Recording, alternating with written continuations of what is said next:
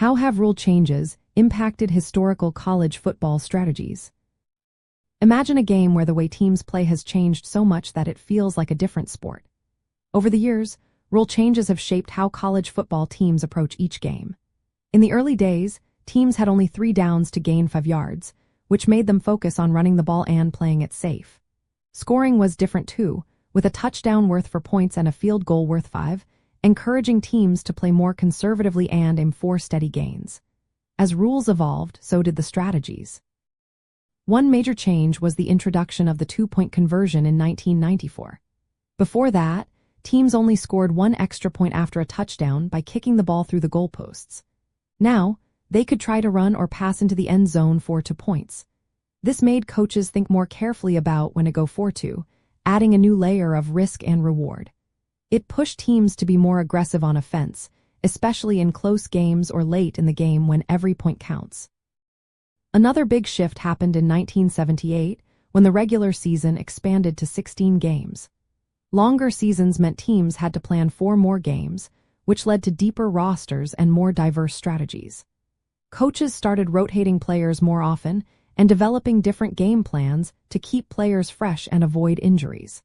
This also meant teams could try more complex plays, knowing they had more opportunities to execute them. In 1995, the use of radios in helmets allowed coaches to communicate directly with players on the field. This made play calling faster and more flexible.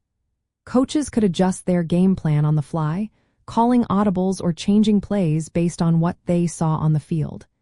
It made the game more dynamic and strategic, as players could react quickly to new situations. The introduction of instant replay and the challenge system in 1999 added another layer of strategy. Coaches had to decide when to challenge a call, risking a timeout but potentially changing the outcome of a crucial play. This made game management more thoughtful and sometimes tense, as every decision could impact the final score.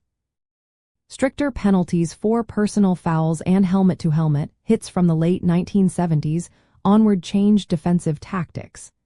Teams had to be more careful with their tackling, focusing on safer techniques.